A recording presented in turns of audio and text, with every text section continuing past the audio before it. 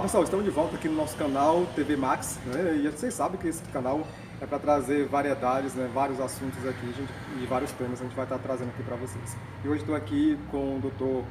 Carlos Manzotti, né? Mas hoje ele vai falar um pouco mais assim, não de advocacia, né? Mas de um projeto que ele participa, né? Que é o grupo de jovens, né? da Igreja Católica. E vai falar um pouquinho para a gente a respeito desse assunto que é muito importante, né, para as pessoas, para o jovem, né, doutor, para já estar trazendo essas pessoas para perto de Deus, né, para ouvir a palavra de Deus, entender um pouquinho mais a palavra de Deus e também sair desse vazio, né? Exatamente. Eu sou relativamente jovem, eu tenho 25 anos. Eu sou jovem e sou apaixonado pela juventude. Eu vejo neles uma possibilidade de entrega, de intensidade que eu acho extraordinária. Eu acho que, de fato, nós vivemos hoje a geração que tanto Deus esperava. Eu acho que não é para o futuro, não é para 2000 e lá vai, é hoje, 2019, a geração que Deus tanto ansiava para se levantar e estampar e levar a face de Cristo a todos. Eu acredito piamente nisso. Como o Antônio comentou, aqui eu gostaria de comentar e fazer esse convite geral, independente dos grupos de orações que existem, e é repleto. A Igreja Católica e todas as outras religiões têm um conjunto de grupos, de diferentes carismas, de diferentes atuações, que o jovem pode adentrar e conhecer. Você tem grupos de orações da Renovação Carismática, você tem um grupo da Obra Shalom, que é uma comunidade católica, você tem as vocações religiosas, a gente tem a oportunidade de ter aqui monges, que eu acho que a espiritualidade com o futuro monastério tende a aumentar muito. Então é um jardim repleto, um jardim de Deus, onde existem vários tipos de flores e você pode escolher a flor que você quiser. Isso que é maravilhoso. Pois é, e é muito interessante esses grupos, né, que não é só as igrejas evangélicas, no caso, né, mas também a católica, né, ela tem esse grupo de jovens, né, e é muito importante para estar trazendo esses jovens para dentro da igreja, né, para conhecer um pouco mais da palavra que a gente já falou antes, e também, porque a gente está vendo que os jovens hoje, eles estão um pouquinho, assim, vazio, com a mente vazia, né, e fazendo muitas coisas erradas, né, a gente vê que muitos jovens hoje, principalmente esses adolescentes, né, eles têm um problema muito sério e vai lá para o mundo do crime, e a gente vê, como eu trabalho em televisão, gente, eu vejo todos os dias crianças, né, envolvidas com o crime. Então, trazendo esse pessoal para dentro da igreja, com certeza vai tirar ele desse mundo. Com certeza. Eu acredito que hoje os jovens, de forma geral, por diversos fatores, os quais envolvem também as novas tecnologias, a explosão de informações. Eu li recentemente que, se eu não me engano, salvo engano, o que nós temos hoje em questões de 2, 3 dias era o que Platão, Aristóteles tinha a questão de informação, a título de informação, tinha em 30, 40 anos. Então hoje, 2, 3 dias são incididos em cima de nós inúmeras informações. Então o cérebro tem que ter uma consistência para poder absorver isso, senão ele entra em desconexão. E aí hoje eu acredito que os jovens vivam dois grandes elementos em sua vida, que é o elemento do vazio existencial. Os jovens hoje estão vazios. E eu acho, porque eu vivi também isso, de se trancar num quarto, fechado, apagar a luz, e ter aquele sentimento de que falta alguma coisa, de anemia, como se fosse uma anemia espiritual, e sem espírito, porque nós somos compostos de espírito. A sua vida normal, a sua vida cotidiana, ela vai entrar em colapso. Então esse vazio é um dos elementos que permeia a nossa juventude. O outro é essa instabilidade, essa inconstância. O nosso mundo hoje também, a partir desse monte de informações, ele vive um caos. E se você não conseguir fincar, ainda que num monte que haja por lado, seja permeado por incertezas, se você não conseguir fincar uma bandeira de firmeza, se ele não fincar essa bandeira minimamente plausível de certeza em sua vida, ele vai entrar em colapso. E você disso você vai ter essas patologias que são inúmeras. Obviamente, existem casos muito mais sérios que tem que ter um acompanhamento médico, você tem ali diversos psicólogos, bandeiras de terapia, que são extremamente importantes, mas essa disposição espiritual que a religião nos traz, principalmente aos jovens, na minha opinião, é inegável a sua importância. Então essa busca, essa entrada na religião, de buscar Deus, de fincar, de entender que Cristo, Ele é vivo. Você entende essa afirmação? Se Cristo é vivo, tudo muda. Se Cristo é vivo, se Ele está vivo, não existe uma morte simplesmente por morte. Não existe sofrimento por sofrimento. Não existe angústia por angústia, dor por dor. Existe sofrimento, dor, angústia, morte por Deus. Você muda o sentido, você cria propósito. E saiba que a fé, que a religião, principalmente para os jovens, não se resume à emoção.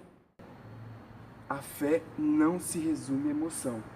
Estar bem, ter um sentimento de alegria, claro, isso envolve e é muito importante, é uma faceta da nossa fé. É estar bem, a alegria, ter esse sentimento, esse fervor, essa inflamação no coração. Mas não se resume a isso. Fé é razão. Fé depende também de um estudo aprofundado, interpretativo, racional, crítico da Bíblia, da Palavra de Deus e da doutrina. E esse ponto é muito importante porque eu tive um passado muito turbuloso nesse sentido. Eu era muito curioso quando criança. Então eu quase flertei com um agnosticismo, com um ateísmo, porque eu lia e relia os filósofos e falava, olha, não existe espaço aqui. Só que eu esqueci de olhar o outro lado. E quando você vai buscar, e eu gostaria que vocês fizessem, busquem saber a história real de Cristo.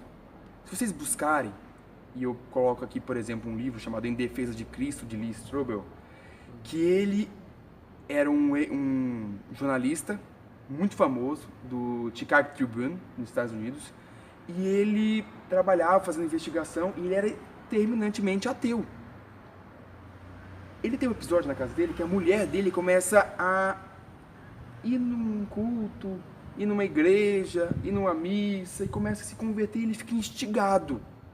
E ele se propõe a buscar as evidências reais como um jornalista de Jesus Cristo. Ele começa por uma coisa, que é a essência da nossa religião.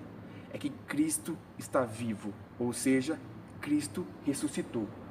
Cristo ressurreto. Ele está vivo, presente em nós. E ele começa a trabalhar, é maravilhoso, e como vai mudando. E para adiantar, para dar quase um spoiler, mas acho que isso está na sinopse, ele se converte. Porque ninguém que trilha num caminho de encontro real com Cristo, não só pela emoção, mas também pela razão, fica ateu. Não fica.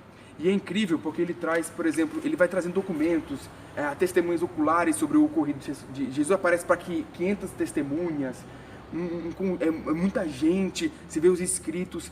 A título, eu até anotei aqui, foram retirados do Novo Testamento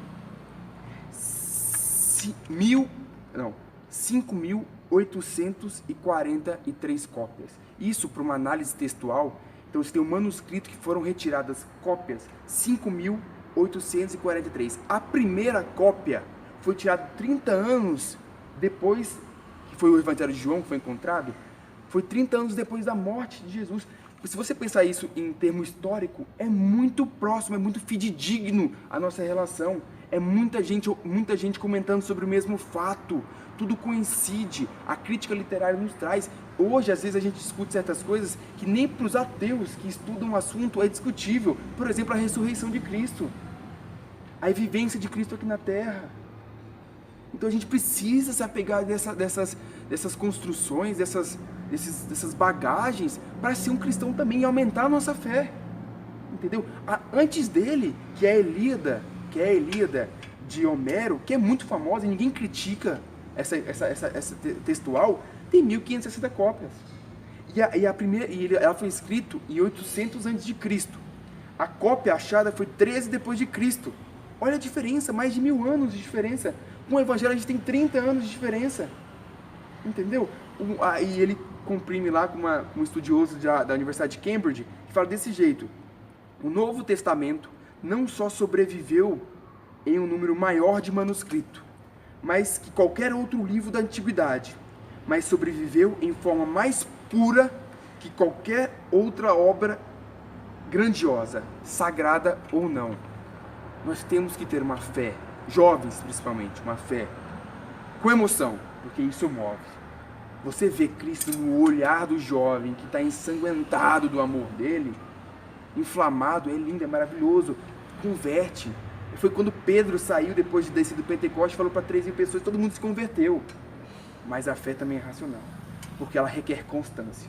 Se você, jovem, estudar e entrar na profundeza da palavra e compreender as nuances, você não vai ter uma inconstância, porque sua fé não vai estar pautada em emoção, não é estar bem, é crer firmemente, não só pela emoção, mas também pela razão que Cristo está vivo e Ele está aqui nesse momento. Eu fiquei aqui admirado, né? Eu acho que as pessoas estão percebendo aí, né? Admirado. Você vê você falar assim de Cristo, né? O amor que você tem. E, na verdade, quanto maior o amor que a gente tem por Jesus Cristo, ainda é pouco pelo amor que Ele teve pela gente. Você imagina? É porque Ele... Você imagina, você tem amigos, você tem pai, mãe, tem um conjunto de pessoas que gostam de você. Ele deu a vida. E ele, nesse livro também, ele trabalha sobre o sofrimento e a possibilidade de Jesus ter acordado, simplesmente ter desmaiado depois da cruz e não ter morrido. E aí ele melhorou e saiu. É um dos argumentos. O médico é categórico. É impossível.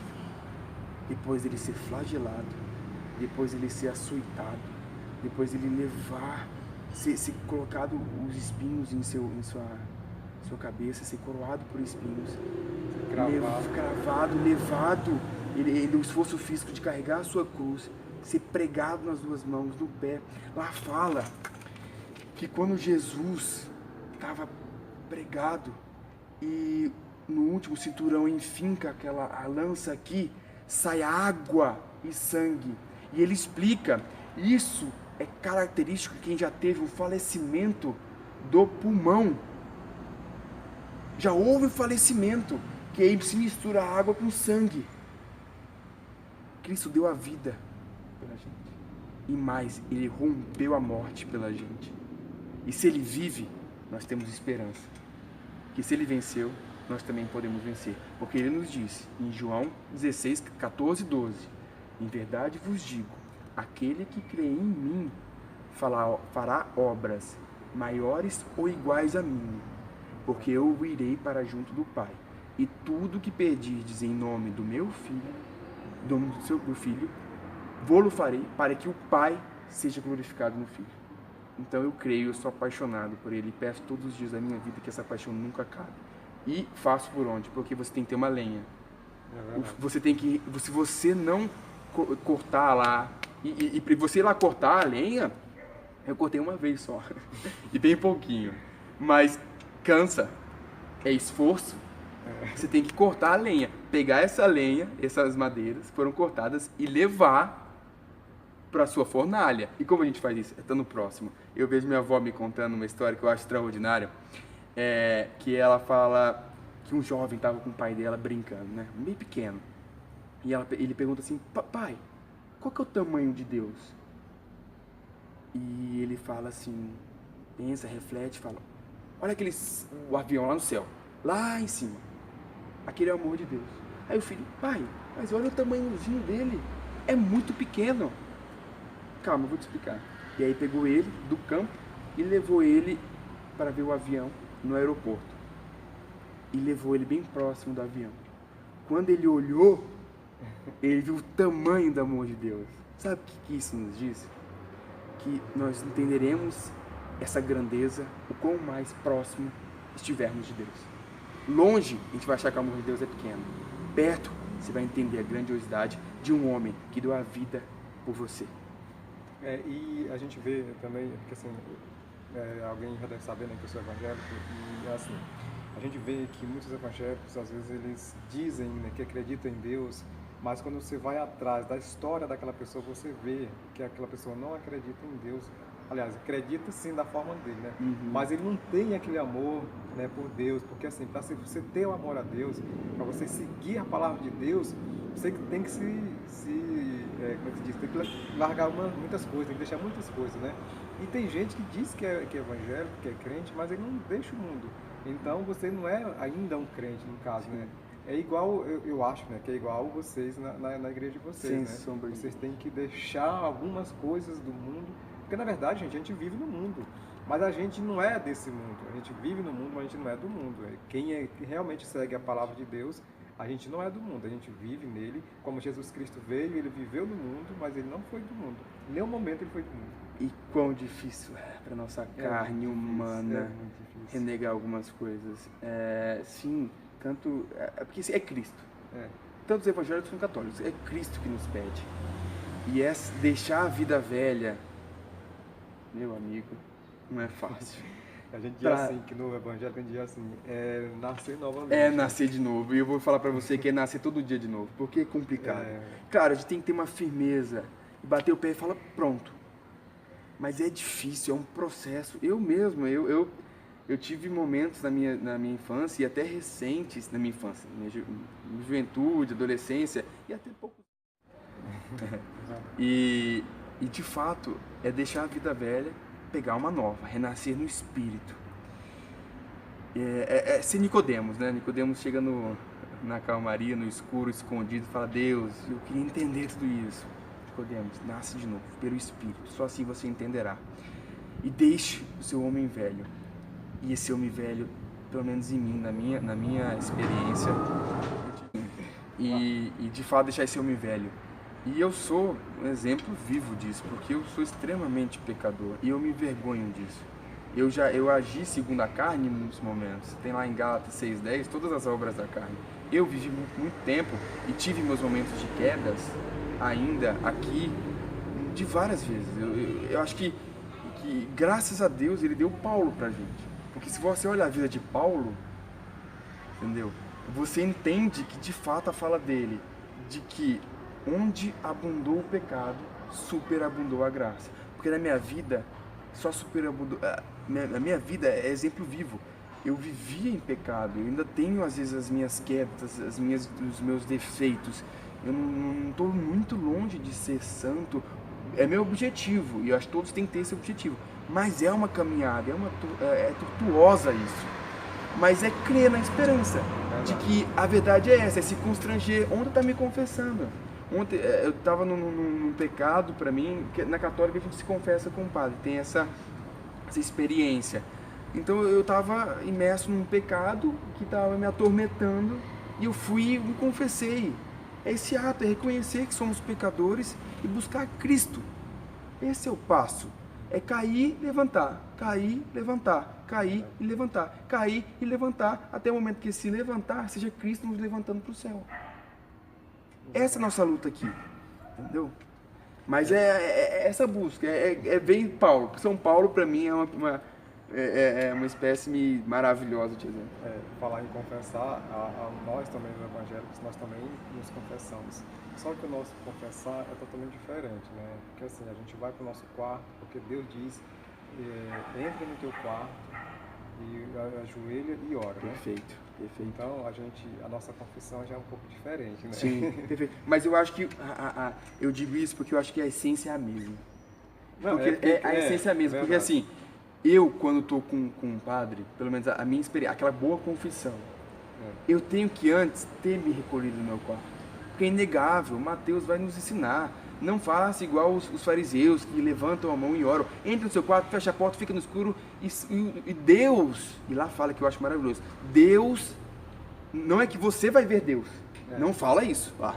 Fala que Deus, olhando você prostrado no escuro, vai vê-lo. Deus vai te ver. A sua contrição. Por isso que o simples fato de chegar e se confessar, seja para um pastor ou para um padre se confessar nesse ato, sem ter essa contrição, esse arrependimento realizado de forma íntima, consigo e com Deus, nada vai. Porque vivemos de verdade e de espírito. E a melhor oração, nem que é a melhor oração, mas a oração que é mais ouvida por Deus é aquela que você faz internamente. Sem sombra de dúvidas. Né? Porque o inimigo não está ouvindo, ele não tem o poder de entrar na sua mente. Sem sombra de dúvidas. Só Jesus Cristo. Então é a melhor oração, né, para ser atendida mais rápido. Só que as pessoas não têm esse costume, né, de fazer essas orações.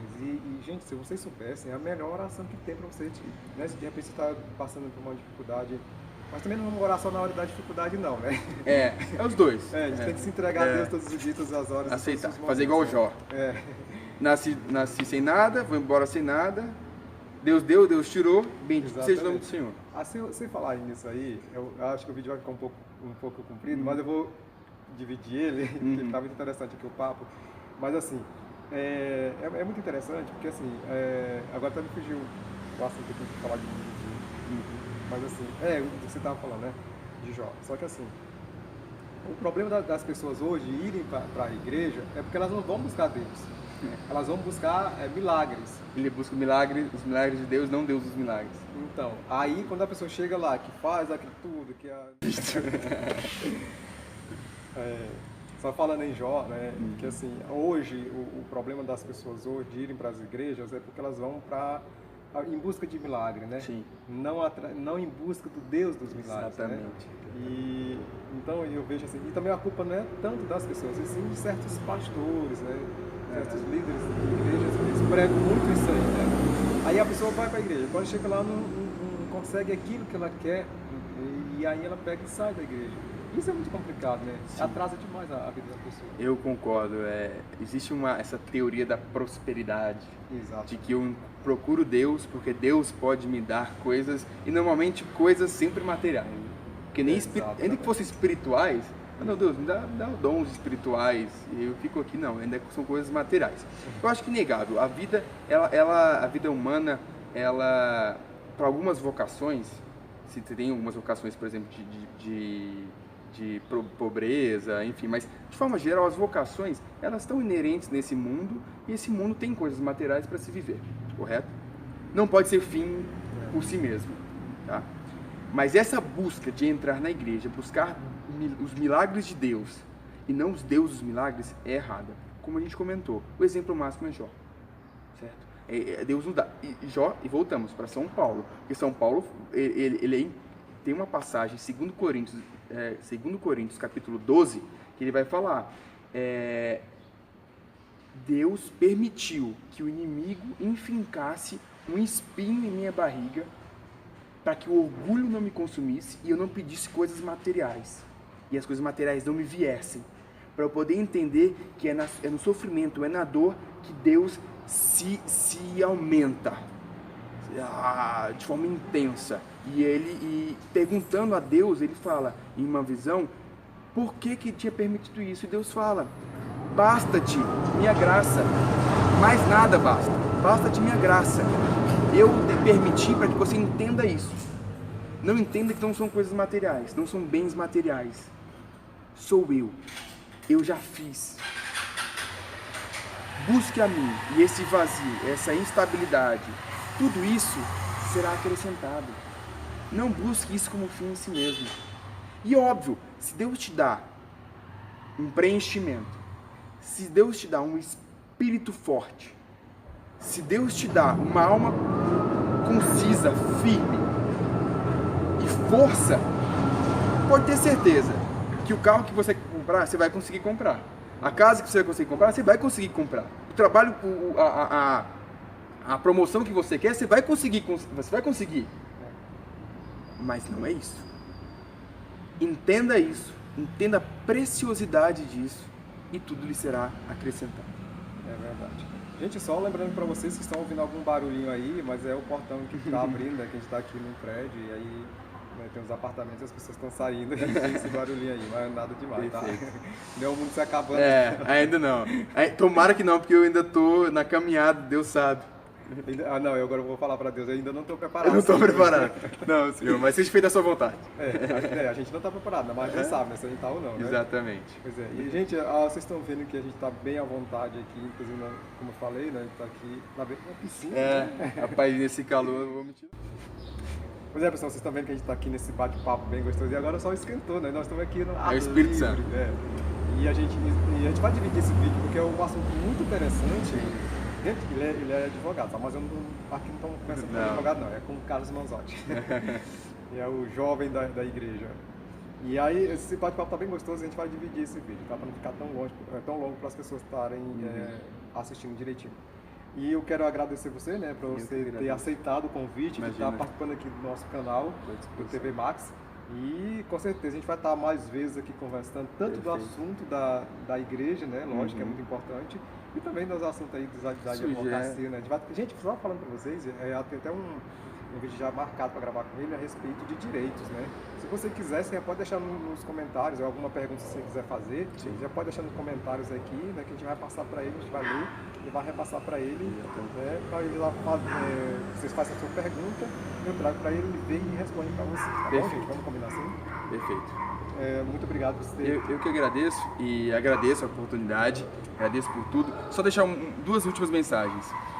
Não se esqueça de viver a solidão, jovens. A solidão, esse sentimento de estar sozinho, falta de barulho. Às vezes a gente não consegue se conectar por muito barulho. Se reclusa. Tenha mais essa vida com Cristo na intimidade, no silêncio principalmente. Não tenha medo da solidão, não tenha medo do silêncio. Às vezes muito barulho esconde o que a gente é para Deus e isso não é interessante. Se mantenham firmes. A fé, Deus está com vocês, como está comigo, como está com todos.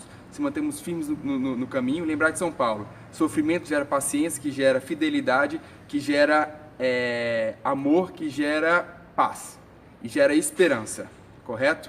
Sofrimento, paciência, fidelidade e esperança. Esperança não engana. Porque confiamos num Deus que sempre cumpre.